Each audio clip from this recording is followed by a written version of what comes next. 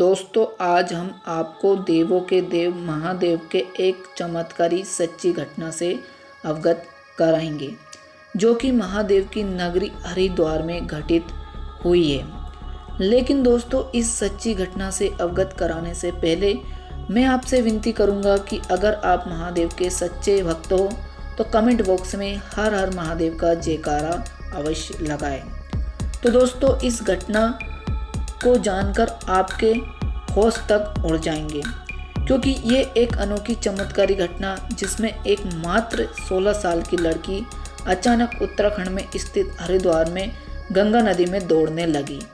दोस्तों आपको सुनने में अजीब जरूर लगा होगा, परंतु दोस्तों ये एक सच्ची घटना है। पर कहते हैं ना दोस्तों कि महादेव की कृपा जिस पर भी हो जाए वहाँ भवसागर को पार कर जाता है। ऐसे ही दोस्तों इस परम भक्त के साथ हुआ। दोस्तों बहुत समय पहले की बात है। उत्तराखंड में हरिद्वार के पास एक नागा साधु की कुटिया थी। वह नागा साधु महादेव के बहुत बड़े भक्त थे और उनके सरल स्वभाव के कारण वह अत्यंत लोकप्रिय भी थे।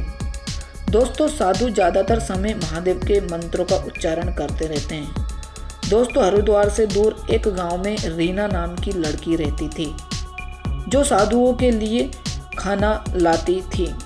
रोज़ाना सुबह वहाँ खाना साधुओं के लिए लाती थी, लेकिन एक दिन रीना साधु को खाना देने में देर हो गई, जिसका कारण साधुओं ने रीना से जाना।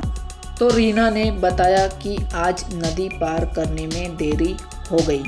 तो साधु बाबा ने बोला कि बेटा लोग तो भगवान के नाम पर भवसागर को पार कर जाते हैं, तू एक छोटी सी नदी पार नहीं कर पाई।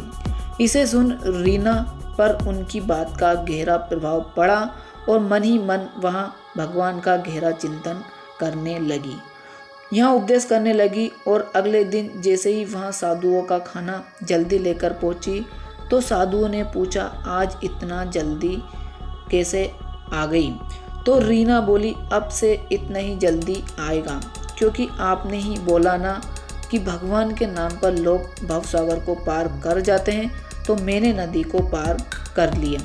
उस पर दौड़ते हुए जिसे सुन साधु हाथ से चकित समझने लगे और रीना की बात के लिए उसे नदी पर ले गए। यकीन ना होने पर साधुओं ने रीना को नदी पार करने को कहा। तो रीना भगवान का नाम लिए सहजता से नदी पार करने लगी, जिसे देख साधु की आंखें फटी रह गई।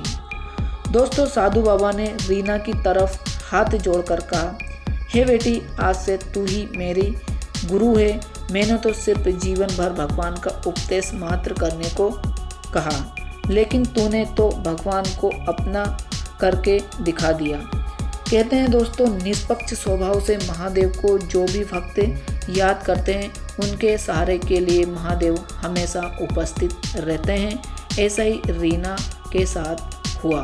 महादेव की सच्ची और निष्पक्ष भाव की भक्त थी और महादेव ने नदी पार करने में उसकी सहायता की। तो दोस्तों ऐसी सच्ची घटना जानने के लिए चैनल को सब्सक्राइब करें और अधिक से अधिक शेयर करें। वीडियो पसंद आए तो लाइक करें। हर हर महादेव।